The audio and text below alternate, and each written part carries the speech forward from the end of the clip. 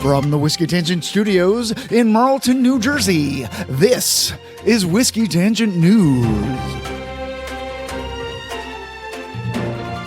Hey everybody, this is Ed from the Whiskey Tangent Podcast here with another episode of Whiskey News. Woo! And join me as always is Scott. Hey everybody. And I'm going to tell you what we're going to do today. That's right. So there's 7 news stories. 3 are going to be industry news, a lot going on in the industry. 2 are financial, a lot going on financially. Yeah. They could all be financial, they could all be industry. And 2 stories and 2 crime. So it is June 2026, and here's all the news that's fit to drink. In industry news, the top story that we have from the Rob Report, is Brown-Forman no longer for sale? Dun, dun, dun. Just months after the rumors first appeared that the parent company of Jack Daniel's, Old Forester, and Woodford Reserve was for sale, Brown-Forman has run out of potential takeover suitors. First, there was Pernod Ricard, which withdrew itself from the running a few weeks ago, and then there was Sazerac's $15 billion buyout, which the Brown family officially rejected last week, leaving the future of any merger or acquisition completely up in the air. Yeah, they rejected the Whiskey Tangent buyout offer also.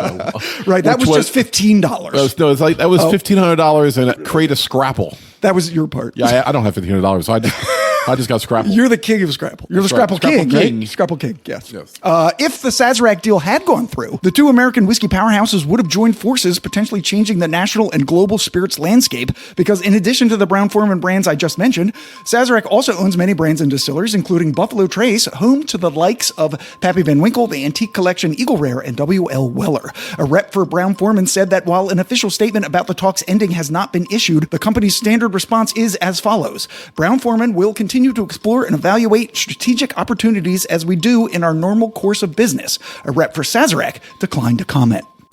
Oh, because the vampires will just slowly turn the Brown-Forman administrative staff into vampires, and then about 3 years from now, they'll take them over. Yeah, they're patient. They're patient very people. patient people. Well, they're immortal. They're immortal, so right. Yeah. So we're convinced that Sazerac is basically run by immortal vampires. They don't thrift their cloaks. Right. Yeah. They don't thrift their cloaks because they're immortal. Can you imagine Brown-Forman and Sazerac? I mean, how many? I know. I mean, I think people were like afraid, but also kind of intrigued. Yeah. Those behemoths together, like what they could have done. It said in the article. My God, how many more whiskeys could be made that we could still not buy? Shade. Well, because half of Sazerac's whiskeys are like myth. Yeah. Like they exist only in legend. And you see them like, oh, look, Antique Weller 107, $390. Like, are you kidding me? I know. It definitely would have changed the industry. Mm-hmm. So people were kind of apprehensive, but also excited about it. I hear you. Yeah. I hear you. Yeah. The second story is also about Brown-Forman. From Forbes, Brown-Forman halts distilling at Slane Irish whiskey. Wow, that's big. Yeah. In another sign that the whiskey slowdown is starting to hit even some of the industry's biggest players, Brown-Forman announced that it is temporarily shutting down production at its Slane distillery in County Meath, Ireland, but that their visitor center will remain open and tours will continue. Said a Brown-Forman spokesman, demand planning and production forecasting are critical parts of our business, and standard practice requires adjusting production to align with market conditions. We have a robust supply of maturing whiskey, ensuring there will be no interruption in the availability of Slane for our customers worldwide. The pause comes during a rocky period for Brown-Forman, which, as we just discussed, has been the subject of acquisition bids that have now fallen apart, but also the company has spent the past year navigating declining spirit sales, softer consumer demand, layoffs, and growing investor pressure. Right. And I think we can come back to this story after you do the next story that's coming up, because it all kind of makes sense when you put it into the big picture of why we're where we are. Yeah. And in the heritage distilleries, which is your Wild Turkeys, your Jim Beams, your Heaven Hills, they've been down this road before. Yep. You know, in the 80s, the bourbon industry dipped to ridiculously low levels. Yeah, way lower than it is now, and they, for sure. You know, for example, one of the things that came from that was your Russell Reserve brand. You know, they had too much maturing whiskey. You had to do something with it. So we'll get to that. We're going to go into the next story now. We'll come back to Slane's, because if you've never had Slane's, but it's a really nice Irish whiskey. I feel like I have some. Oh, just wait. Yeah, that's Slane's. That's the Slane's bottle. Yeah, Slane. So I have a little bit. Yeah. You want some? Sure. It's a little bit flat. But it smells like chocolate, though. Yeah, it's really good. Oh, that's really nice. That's really nice, actually. All right, yeah. So as Ed mentioned, there's a third story, and we're going to do something a little different with this one. It was a video from the Wall Street Journal. It was an interview with Jim Beam CEO, Greg Hughes, and he was talking about whiskey's future. And the spirits industry in general. Yeah. So I pulled out some points here, and then we can just kind of go back and forth because Ed watched it too. Yep. And he was talking about the two main things that are driving whiskey. He said one was cyclical and one was structural. Yes. And what he meant by cyclical is kind of the ebb and flow of people liking whiskey, the global slowdowns. There was a speed up in COVID. And he talked about the 80s. And we went back and forth. That was the cyclical One thing he said I remember was, he goes, during the pandemic, we could sell as much as we could put out. Yeah. This is why a lot of things lost the age statements and all that. He goes, all the age statements are coming back now. Yeah. He goes, you're going to see all your 8 years become 8 years again, all your 10 years going to become 10 years again because it's not moving as fast. Yeah. He said when the pandemic restrictions lifted, Wednesday night stopped being Friday night. Yeah. People had to go back to work. So he said, we're going up 6% every year. You forecast for 6%. You don't say, well, maybe in 2 years it'll be 3%. This is something that me and Scott have always complained about. Right. You can't sell 100 million this year, have the pandemic, which is a freak occurrence, sell 125 million during the pandemic when everyone's home drinking, go down to 105 and act like the sky is falling because you're still 5 million higher than you were before the pandemic, right? Right. So 2010 to 2019, it was growing 6% annually, year over year. Revenue. And he said primarily on premiumization, which was true. Right. And then the pandemic hit, and then it went even higher than that because everyone was home and drinking and stuff like that. Premiumization means that they were able to just start making more expensive whiskey, charging for it, and we were buying it. Yes. Go back to 2015. All the whiskeys I like to drink were $35. Yeah, and it was just getting Henry more McKenna, expensive, Eagle more Rare. expensive. Yep. Eagle Rare was 32. McKenna was 33. Woodford was 28. Right? I mean, your Knob Creek was 27, 28. And so all of a sudden, as more people drank, it became scarcer and scarcer. Yeah. The competition circuit increased and became more popular. Yeah, and now the global growth is only 3%. What are we saying? Which is, I know it's half as much it was growing, but it'd be like if I was getting a 3% raise instead of 6% raise. I'm still making more than last year. I'm not going to be furious at that. I'm going to be disappointed I'm not getting 6%. Yeah. And also, he mentioned the whiskey industry works sort of in the past because it takes so long for whiskey to mature that the market conditions now may be vastly different 4 years from now when you're going to release your whiskey, but you have no idea what it's going to be. You can't predict the future. Right. So if you're selling a certain level of 10-year whiskey and you expect it to go up 6% the next 10 years, it dictates how much you have to put into barrels. Yeah. As Scott's going to tell you, we're entering what he told us is the golden age of whiskey for the consumer, for us. Yeah. So you kind of alluded to it earlier. There's lots of inventory that's aging in warehouses now. We talked about it. It's like 16 million barrels or something. Yeah. Age statements are coming back, like you said. Even Slane said that in their article. I said we go back to it. They said we have plenty of spirits aging in rick houses right now. Right, because Jim Beam did close their Claremont distillery. And we'll talk about that. He explained that and was kind of mad at the indication that somehow Jim Beam was in trouble from that. They had just built the state-of-the-art Booker No distillery, which had zero carbon footprint. Yeah. He said the Claremont distillery had not been updated since Prohibition. Right. He goes, it was archaic and it needed to be revamped. Yeah. So they had always been planning to get that place closed and renovated. And he even complimented the Wall Street Journal was doing the interview, like, thank you guys for reporting it correctly and not indicating that the sky was falling for Jim Beam. Yeah, so he called it the golden age of whiskey coming for those other reasons that we said. But he also mentioned the last time that this happened, the small batch collection had come out as a response to people not buying a lot. It's like, we have to give people a little bit more incentive to buy our whiskey. So the small batch collection came out. It was the 7-year Bakers, the 9-year Knob Creek, and then the blend of 8 to 11 or whatever for Booker. Right. Extend the age statements and give people a little bit higher. Booker No was awash with a lot of high-aged whiskey. Which is the same thing that Greg Snyder at Wild Turkey had a discussion with Eddie Snyder and them about what are we going to do with all this old spirit we have. That's what started Russell Reserve. So, and the whole concept of the single barrel came out around that time too with Blanton's. Blanton's, right. We talked about Blanton's before on the podcast, and it's fascinating journey to Japan first, where it became popular there. And then when the bourbon started getting more popular here, it came back. And Blanton's, I mean, you can't get it for under 100 at most places. 80 bucks, 90 bucks, so they're definitely gouging. It was a great $45 bourbon. Yeah. It's great for $60. 60 is fine. It's not over 80 hyped, it's overpriced. I'm not buying it for 80. I'm not buying it for 90. I agree with you. I mean, we're awash with high age statement bourbons that the prices are going to come down. They have to sell it. This is supply and demand. Yeah. So while you'll still have your crazy $300 and $400 bottles out there, I think a lot of your $80 bottles are going to creep back. Remember Angel Envy Rye? It was going over 100. 101.98 for a long time. And now you can find it for $79.80. I saw it for $72.99 in the liquor store just the other day. So, I mean, that's come down since we've been doing the podcast from 98 to 72. Yeah, because I stopped buying it. But also, I think with that one, they're not aging it as long in the Caribbean casks, because I've had a couple other people say that they stopped buying it because it's not quite as good as it was. So that's what we were talking about. What he was saying was cyclical. And then he was talking about structural, which is a little bit more important. A little bit more involved. Long-term important. Yeah, and it's basically who's drinking what. Gen Z and boomers have about the same population. Boomers are dying off, of course, and Gen Z is coming into the drinking populace, but they're not drinking as much. And they drink different.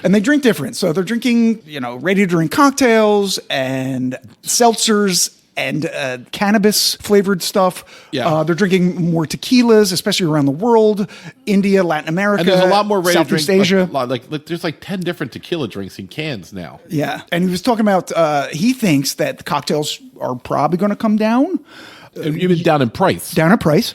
But there'll be simpler cocktails because there was a cocktail resurgence and everyone's using all these ingredients and it was hard to source and they were very expensive. So cocktails increased. But he was saying most people don't go after those high-end type of cocktails. They go for a regular cocktail. They want to go for a Manhattan. And the Manhattan's going to have a well bourbon in it. It's going to have a well vermouth in it. And it's going to have some Angostura bitters. Right. So that's going to be the cocktails. And those cocktails are probably going to come down in price. Right. I thought that was interesting. Like, so, for example, like me and Scott were out one of our favorite watering holes on Thursday, and I was drinking a Vucare. He was drinking a La Louisiane.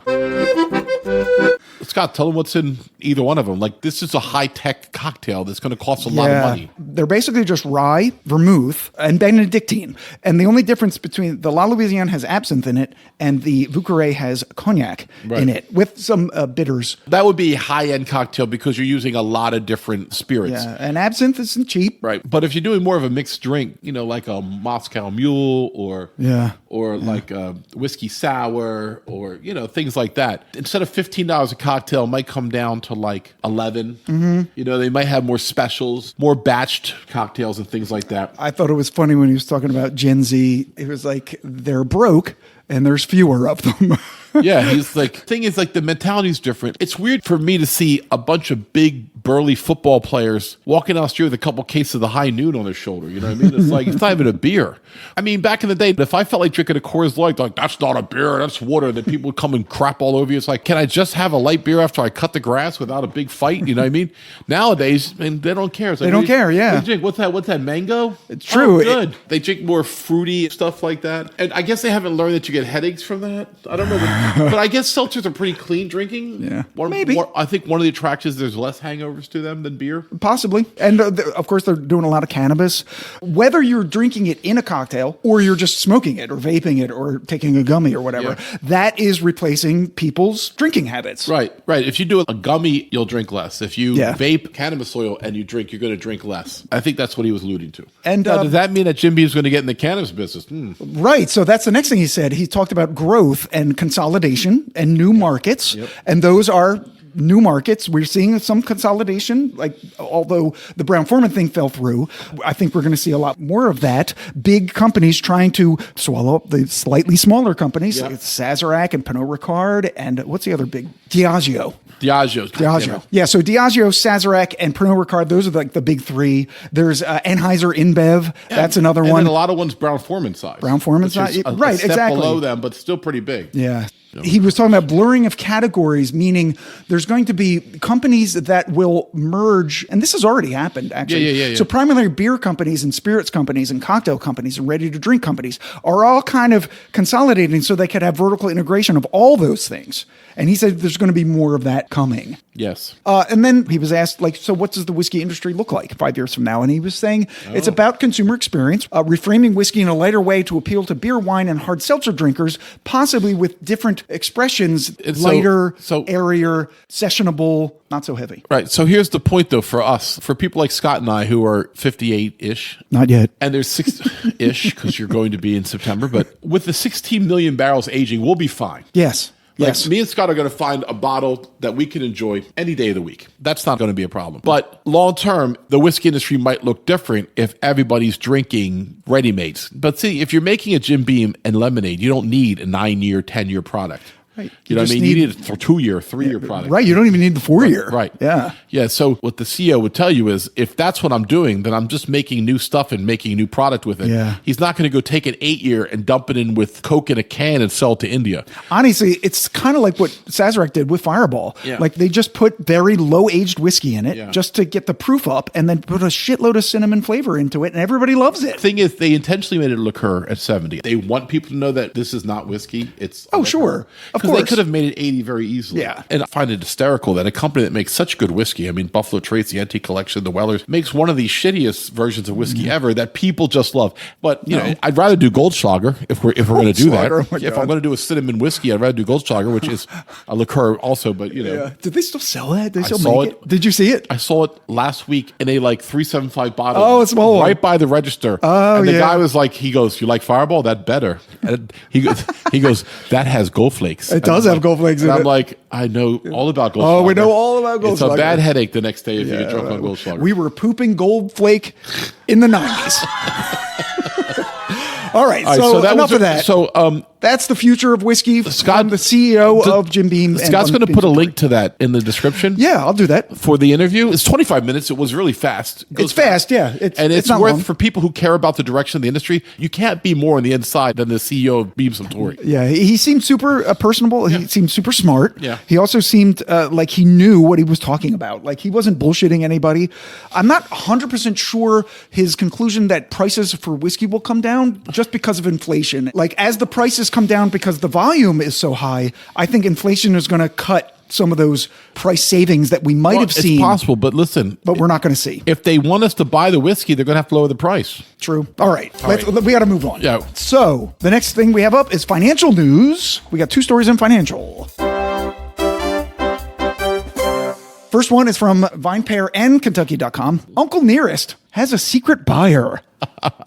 And it's me, everybody. Thank you. Call me Uncle Ed. Yeah. And the saga continues. This is like a Korean drama with subtitles. I know. This is the biggest slow motion death of a distillery we've ever seen. On June 1st, Philip G. Young, the court appointed receiver investigating Uncle Nearest's business dealings while the company fights a lawsuit for allegedly defaulting on $100 million in loans, filed a notice to the federal judge in the case that he has secured a signed letter of intent from an undisclosed party to buy, quote, substantially all of Uncle Nearest's assets. Wow. According to the court filing, the buyer is an investment firm with an African-American ownership and leadership structure that intends to maintain the existing workforce and honor the brand's cultural significance, including the history of Nathan Nearest Green, the first black master distiller on record in the United States. If it goes through, the sale would be a huge step for the troubled brand, which is currently insolvent with more than $200 million in debts. However, the sale would not include a Martha's Vineyard property that is already in the process of being sold, a property in Cognac, France, and any assets of Grant Sydney Incorporated, which is a holding company that owner Fawn Reaver admitted in court was used to shelter a $20 million loan from media mogul Jay-Z, aka Mr. Beyonce, through an offshoot of his Marcy Penn venture capital firm. That shocking admission prompted the judge to expand the receivership to include the holding company and ordered the receiver to investigate whether that company has any other assets that rightfully belong to Uncle Nearest. In addition, the receiver also disclosed that he has hired outside counsel to help him address a related ongoing federal investigation, but did not reveal who or what is being investigated or by which agency. I mean, how shady can you be? There's so much going on here. I mean, I'm sorry. How exactly do you go $200 million in debt? I don't know. Like, if me and Scott got $800,000 in debt, we'd be like, we got a problem, buddy. Right? I'm like, We were $8,000 in debt. right. If we're 8,000, if the podcast went $8,000 in debt, I would sue Scott. Even if it was my fault, I would just proactively sue him first, so that just to catch him off guard. He'd like, but it was it was you that sued. Oh, no. Right, and then Scott's lawyers would run me over. Yeah. But I just learned that somebody I play D&D with is a lawyer, so I'm going to call her. Okay. Yeah. Whatever. Sorry. Yeah. Someone Podcast. I don't play D&D with is a ninja, and I just have them take you out with like a dart. But the What is this metal star in my throat? exactly. I was like, and I'll take your lower route just in case she tries to do something. But no. Okay. So, Jay-Z. yeah, I mean, do you really want to mess with Jay-Z?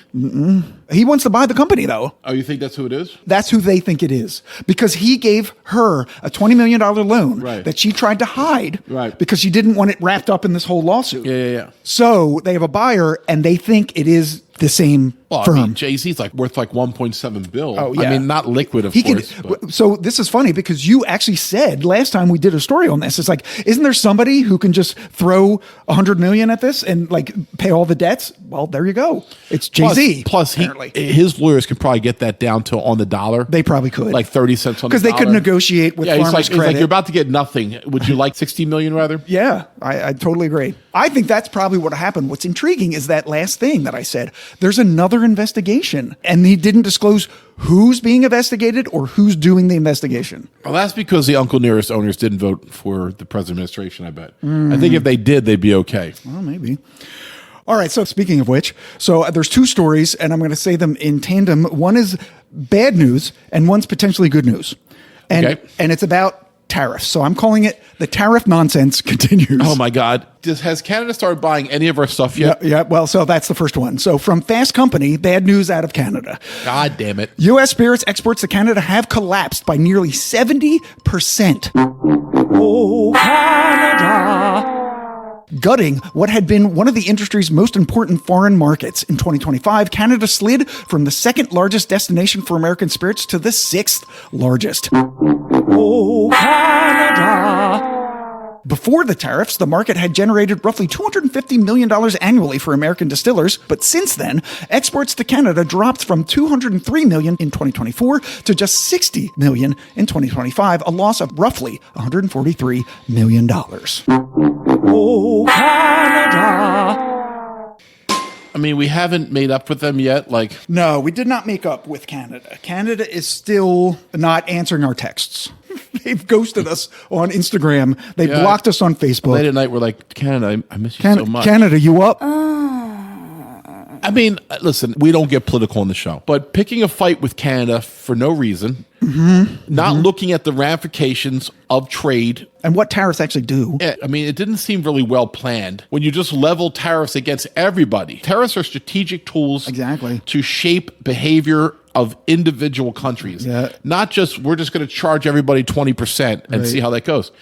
And also, by the way, threatened to make Canada the 51st state, which they found incredibly insulting as well. I think that was the worst part. Like, because that's why they're not buying personal. It. Is insulting. And the Canadians are like, they made it a point to not buy anything from us. Yep. And 70%. That's of just crazy. that, by the way, of just spirits. We're not even looking at all the other industries. Yeah. They were by far our top trading partner of all industries before this. Correct. So let's just go and piss off and shit on Our our biggest top- trade partner. Our biggest trade partner who hasn't never done anything mean to us. No, Canada's They're so nice. Canada. It's Canada. They're so The only nice. people that had problem with Canada was South Park.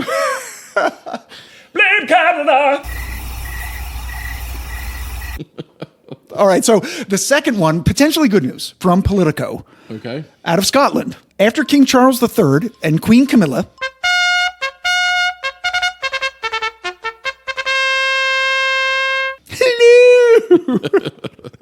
recent 4-day U.S. visit, Trump announced the removal of the 10% tariffs on Scotch. Not only is the U.S. the largest consumer of Scotch, but also Scotland spends hundreds of millions of dollars a year importing oak barrels from Kentucky distillers. However, since the tariffs were implemented last year, Scotch exports to the U.S. were down 15% in 2025, and U.S. whiskey exports to Scotland were down 19%. Right, so we're down 7% to Canada, we're down 19% to Scotland, just that one place alone. Right. I mean, if you went through the European Union, I bet the numbers are down across the board. I'm sure they are. And once again, how are we making so much more money off the tariffs? We're not. We're not. That's right. That's right. All right, so the next category, we have a couple true crimes. True crime is my favorite, as you know.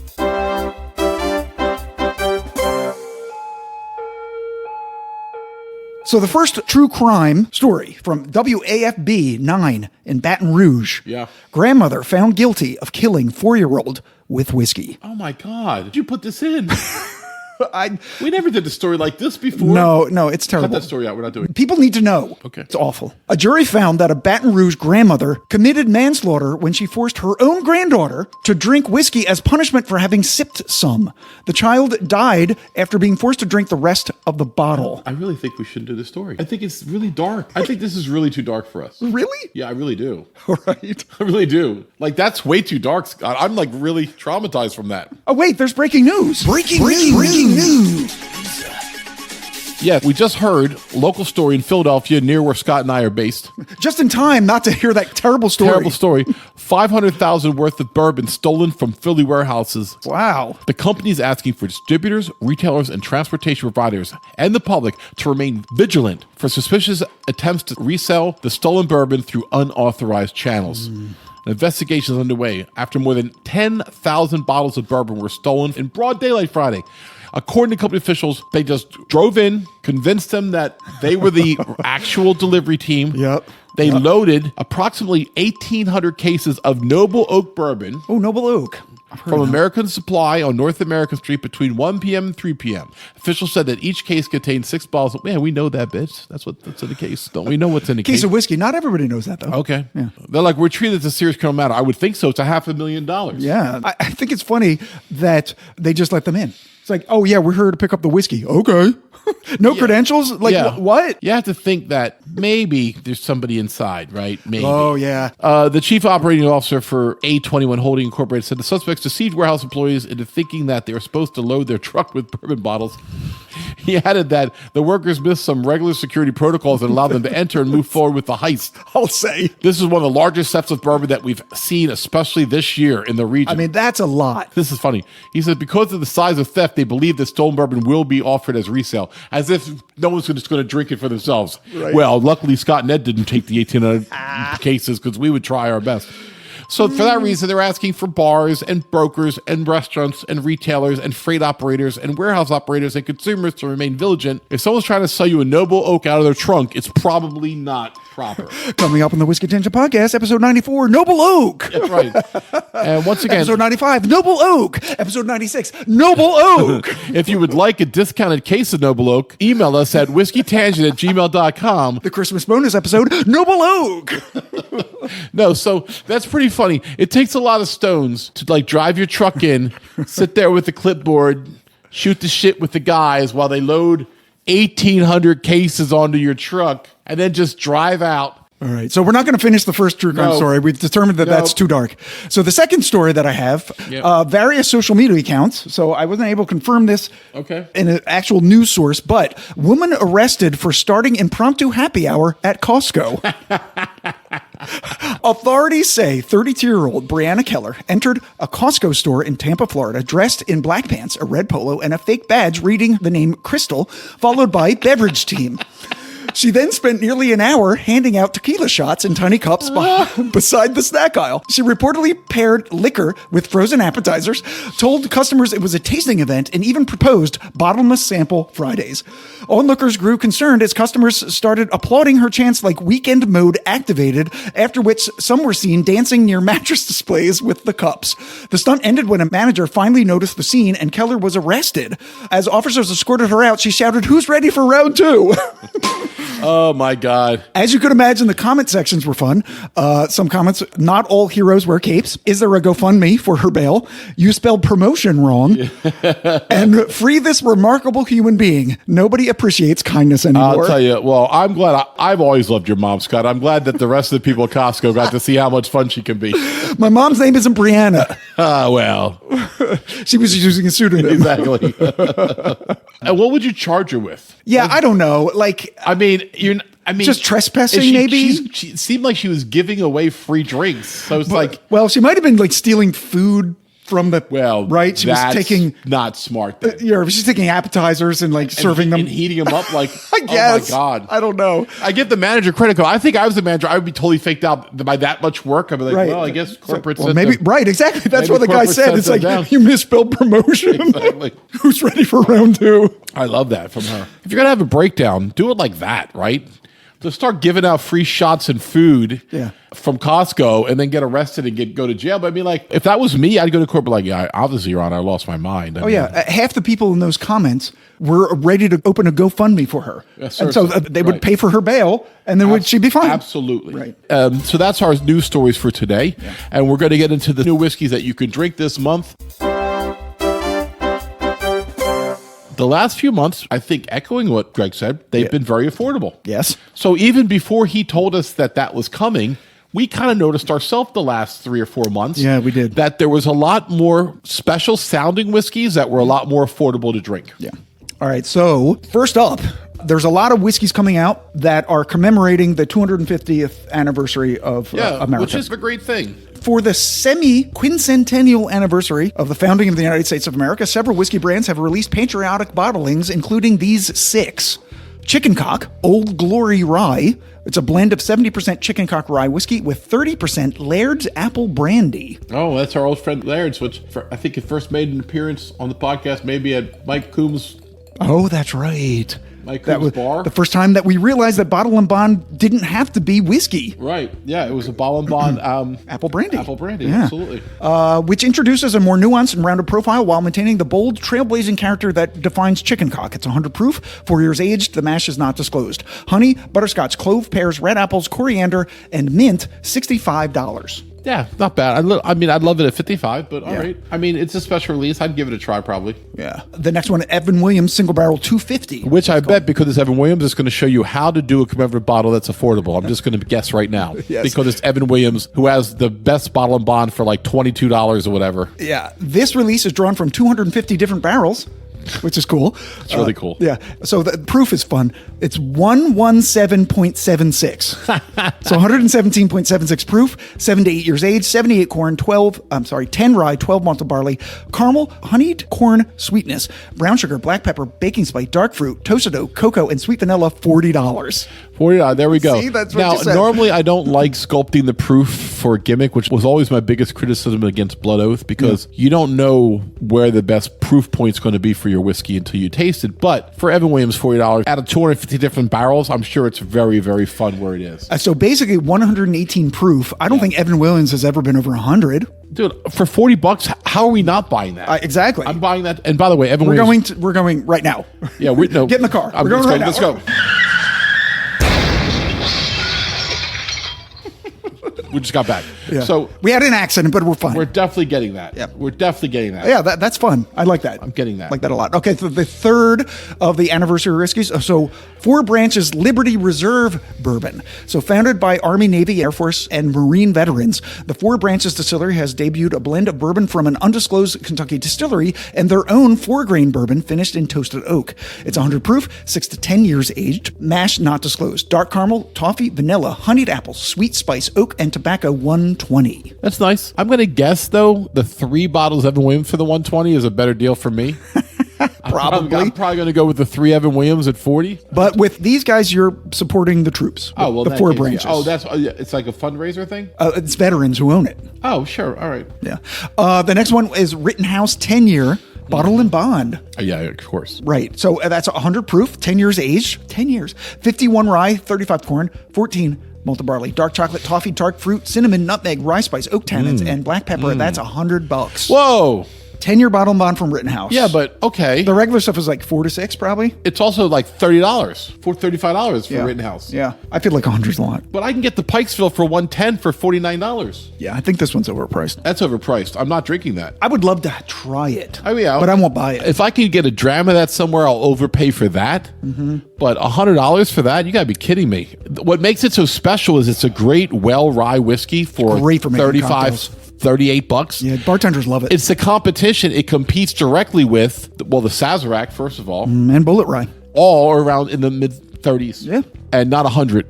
Okay? And here's the other thing. Sazerac just came out with a delicious cast strength and a delicious 100 proof, which Scott and I actually got to try last week. Yeah. It is scrumptious. I don't use scrumptious much. In fact, Scott did a Google search of the 300-plus episodes. Scrumptious has never come up before. I think maybe you said it once before. Maybe one at a time. Yeah, twice now and once before. Right. I think I said that the Sazerac 100 proof rye is scrumptious and Gabe in hot pants.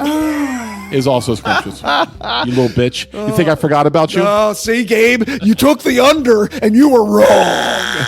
I did not forget about you. Okay, so WhistlePig Declaration Wheat. Yeah. New for them. Double aged in new charred oak. It's 86 proof, no age statement. It's 93% wheat, 7% malted barley, which is super interesting. Caramel butterscotch sweet baked bread, gentle baking spice, honey grained, and lightly toasted oak. That's $74. What was the proof on that? 86. See, that's Yeah, my it's problem really with light. them. I know. 74 for 86. If it was 100 proof, I'd do it. It is interesting. But that's still kind of cheap for them because they love themselves. As Scott, I have a feeling, is about to tell us because there's another one on there. There is another one on And all I can see is the long name of it. And the longer the name of the product, the more expensive it is. The more annoyed Ed's getting.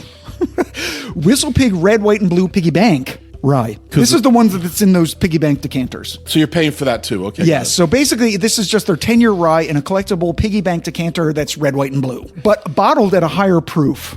So it's 110 proof instead of 100 proof. Okay. That's something. 10 years aged, 100% rye. All right. Pepper, toffee, baking spices, charred oak, vanilla richness, and a dry rye snap. You're not going to like the price. I would be all over it. Even at 140, I'd be all over it. You're not going to like it. Add 110. Okay, it's $250. Well, I mean, when they're honoring the country, they go all in. They priced it as the number of years of America. Right. Right. Thank God this isn't a Chinese whiskey. It'd be $6,000 a bottle. Oh, I love it. Where are you going? Where are you going? I need ice cream for this. Oh, yeah. You got out the Lost Lantern. Yeah. Why did you do that? I wanted to drink it. It's 141.8 proof. All right. Okay, so the next one, we're finally out of the America's birthday, and we got the first one, not an America's birthday, is the Blue Note Small Batch Wheated Bourbon. Blue Note's latest release is Kentucky Wheater aged in Memphis, which has hot, humid summers, resulting in more interaction between the liquid and the barrel. Although this is a limited edition, there's plenty to go around with 33,600 bottles being distributed nationwide. It's 101 proof, 4 years aged, 70 corn, 21 wheat, 9 malted barley, honey, vanilla, white peppercorn, cinnamon, sticky bun, and dried tobacco leaf, $45. All day long. So we're getting the Evan Williams and we're getting that one. Absolutely get that one. I'm super intrigued. I don't know if they've done a wheated bourbon before. I don't think they have. $45. Their stuff is always cheap. Yeah. That's great. All right, the next one we have is Blue Run Blueprint Bourbon. Blue Run's latest is the inaugural release in a new nationwide series, which says it is, quote, the blueprint for what's to come. It's a blend of 2 bourbon mash bills, 1 wheated, not disclosed, and 1 experimental, 80 corn, 15 rye, 5 malted barley. It's 105 proof. I love that. No age statement. Caramel, toffee, honey, apple, pear, cinnamon, buttered pastry, and roasted nuts, $70. Which is cheap for Blue Run. 70 is kind of cheap for them. It is. And remember, no age statement doesn't mean it's super young. It could mean that there's some younger stuff and some older stuff, but you have to call it by the younger stuff. So I have a 5-year and a 12-year. I have to call it 5 years old if I put an age So statement. a lot of distillers just opt not to put a statement on and it. then they'll put out in their releases what's blended in there. Right. But Scott didn't find that. Exactly. No, it just said no age statement. I couldn't. better. Just kidding. Blue Run won the last Whiskey Madness I can't believe tournament. that. Blue Run Rye. Emerald Rye. The The Emerald Rye. Yep. So we're intrigued with Blue Run. Yeah. We might do a episode in the fall. I think we will. I think we will. We 2 from Colonel E.H. Taylor. After adding an E.H. Taylor selection to its annual antique collection, Buffalo Trace has announced a revival of 2 former expressions, a limited edition 4-grain bottled and bond bourbon and a cured oak bottled and bond bourbon that will get annual releases. So the 4-grain bottled and bond debuted in 2017 as a small batch bourbon built from a mash bill of corn, rye, wheat, and malted barley, a grain combination that Taylor himself would have used. And the annual release cured oak bottled and bond has a different profile and backstory, as its barrels were built from oak staves, air dried for 13 months, which is more than double their standard curing time, to develop more tannins and terpenes. The original 2015 release carried a 17-year age statement and currently fetches $4,000 on the secondary market. So the stats for both are very similar. So they're both 100 proof. They're both 10 years age. The mash bills for both of them are not disclosed, and they're both $80. I mean, $80 isn't crazy for all that. I mean, I would dance with that. Which one would you like better? I'm a sucker for 4 grains, but the cured oak is interesting just because they air dried the staves for longer, and that it might impart more oaky character to it. Yeah, well, you know I'm a sucker for bottle and bond, so. Yeah, and they're both bottle and bond. Oh, I thought only the bottom one. No, both of them. Scott, you buy one, I'll buy the other. Okay. The next one is Elijah Craig, has a 108 proof PGA edition bourbon. Well, that's low for them, and they've been coming in at high 130s. Well, their barrel low proofs have. Right, yeah. But this is just regular Elijah. I'm just saying that, Yeah. like they've been dancing with really high proof. And you'll see why 108 in a second. Heaven Hill is highlighting its long-running partnership with Pro Golfers Association with a new release celebrating the PGA Champion's 108th year. With barrels pulled from the distillery's N and S rickhouses. The bottle sports a special label and a signature gold coin cork bearing the official logo of Aronimink Golf Club, where this year's championship will be held. It's 108 proof, 8 to 12 years aged, 78 corn, 10 rye, 12 malted barley, vanilla, clove, cinnamon, citrus, butterscotch, and ripe berries. $37 $37 for 108 proof. $37? 8 to 12 years. That's a typo. I was ready for 87. I'm not going to lie. Like $37. Why do we not have that already? What are you doing, Scott? I expect better. Gabe, go out right now and buy the Elijah Craig PGA 108, whatever. What's it called? We're looking it up online to make sure. Elijah Craig 108 Whiskey Advocate. SRP is $37. Find me one other source. Can you find me a second source on that? Because I don't believe it. You don't believe Whiskey Advocate? I don't. I think it could be a typo. Anyone can put a typo in. Elijah? I had a banquet today where the program had 7 typos in it. 108. Bottle at 108 proof. Food and Wine. This was the first hit. One more. Just give me one more. PGA $36.99. Nope, you're right. Holy shit. Really Insane. low for Insane. those stats. All right, so the next whiskey I have is First West Explorer Bourbon. Remember First West? Do you remember who they are? God, I do. It's giving me a headache. I remember it. Go ahead, Scott. This new release from Kentucky Blender, 15 stars. Oh, 15 stars. That's right. That's where I know them from. Is made from a 4-grain mash bill custom distilled at Bardstown Bourbon Company. Yes. So they contract distilled. That features rye, wheat, malted barley, yellow corn, and a black corn varietal that founders Rick and Ricky Johnson first fell in love through their first business, Black Jewel Popcorn. 95 proof, 5 years aged, mash not disclosed. Cherry, banana pudding, vanilla wafers, pear, raisins, baking spice, herbal tea, cigar box, oranges, white pepper, and seasoned oak. $50. Well, I would dance with that for $50 for sure. I think that sounds fantastic. Yeah. What's up with the Garrison brothers? Ooh, Garrison Brothers has 2 new expressions. So, Texas Distillery, Garrison Brothers, kicks off its new Ranch Reserve series with 2 sherry-finished bourbons, one being Oloroso and the other Pedro Jimenez. The Oloroso is 110 proof, 4 years aged originally, plus 4 years in Oloroso sherry cask. That's long, I had to Scott. look that up twice. I'm like, don't you mean 4 months? No, they mean 4 years. 4 years in a Texas rickhouse is not the same as 4 years in a Kentucky rickhouse. Exactly. It is so hot down there. You get like a year and a half for each one. So, Yeah, so this is 4 and 4, so that's it's like 8. 6 years, It's almost like 12, right? It's almost like a 12-year bourbon. Yeah.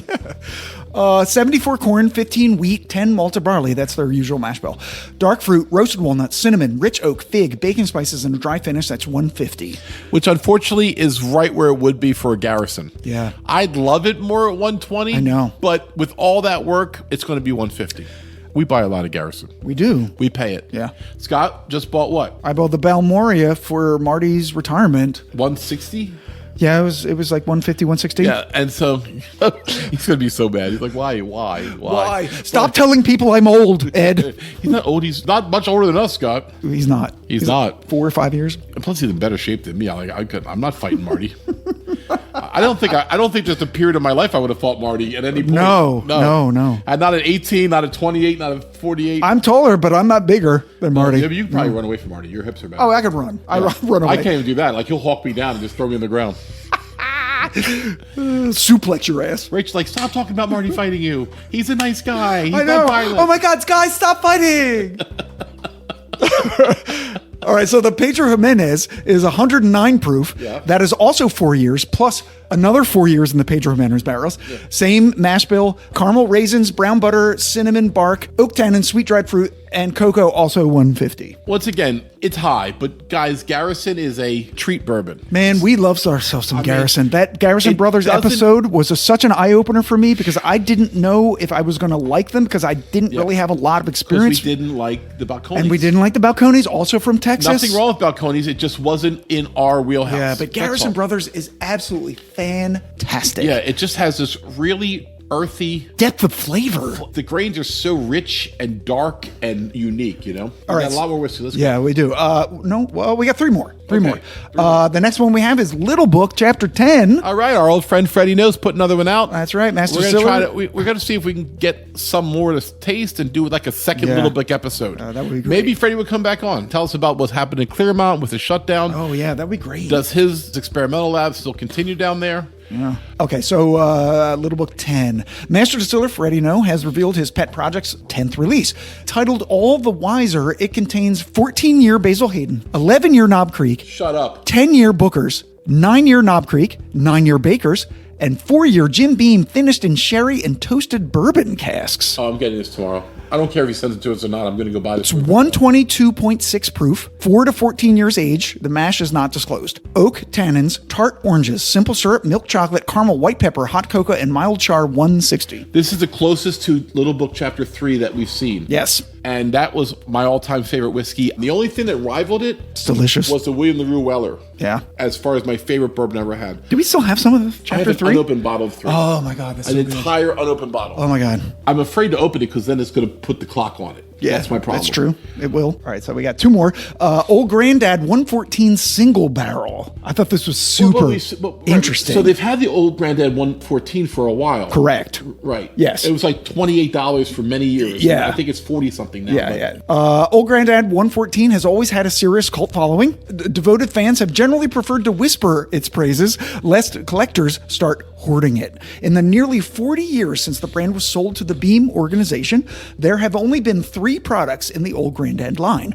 the 80 proof, the Bottle and Bond, and the 114, all small batch. So this marks the first time that single barrels have been handpicked for any Old Granddad bourbon. It's 114 proof, again, 7 years aged, 63 corn, 27 rye, 10 malted barley, brown sugar, caramel, cinnamon, peanut brittle, aged oak, leather, and black pepper, $50. I would be interested to try it because I feel like my palate outgrew it. Kind of like a one note for me. Yeah. But I had it back here for the longest time, Yeah. and I finally finished it, and I never bought another one. Yeah, we actually enjoyed the Bottle and Bond more, I think. We were more surprised with that. Yeah. I mean, that's a delicious bourbon. The last whiskey that we have is from Widow Jane. They have a Tequila Ocho cask finished bourbon.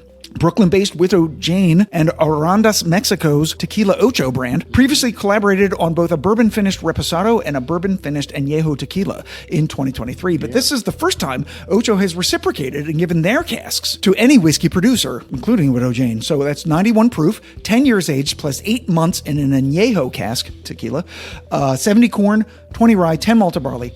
Chocolate pecan pie, cinnamon, dried mango, agave nectar, green peppercorns, mesquite, roasted coffee, and flan, $75. That's a hell of a taste. Flan, isn't it? I love that. Isn't it? It's actually a really good deal for Widow Jane. Really is. Yeah, I The mean, regular tenure is like $80. yeah. Tequila finished bourbons are hit or miss for me. I've had some really good ones and some really just, Yep. You probably shouldn't have It's done like that. this or this. Stop hitting me. It's hit or miss. So the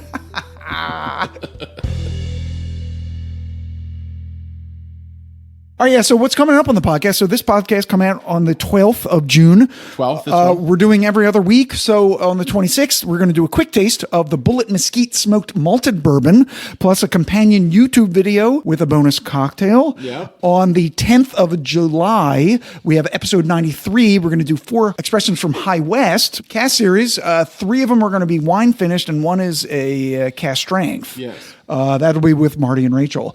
On the 24th of July, we're going to do a quick taste of a surprise listener submission. All right. Which I It's going to be Jepson's Malort related. It's not going to be the Malort, although we might taste some Malort. Yeah. Oh, I'll just tell you. It's a bourbon made by Jepson's from our friend Ulysses. And we're going talk to... about that. Huh? We didn't talk about that tonight. No, we didn't talk about that. Yeah, we'll talk about that when you're done. Go ahead. Yeah. And then there'll be a video companion and a cocktail with that. I'm going to try to make a cocktail with the Malort and the bourbon. I'm going to try.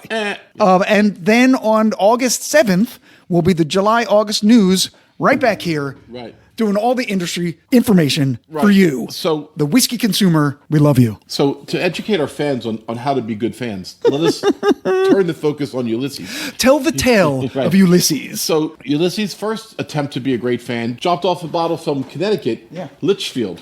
Right here. Right, almost none left. We drank it on the last month. news. Yeah. And You guys remember. And then he was driving through on Memorial Day weekend. Yeah. We met him on Memorial Day itself. His family in the area? He was nice enough to take us out for some Korean barbecue. Yes, And, that was so nice. And while we're at lunch, Ulysses took the bring your own bottle to a new level. Oh my All God, right? I know. I've been to a lot of bring your own bottles, BYOBs. He brought 9 bottles and gave us samples of 9 bottles. Yes. I had to go to a barbecue after that. I kind of remember going to a barbecue. Like, I kind of remember what happened there. I went home and took a nap. I was like, Jesus. He poured us 9 delicious whiskeys. Yeah. Well, one was a rum, right?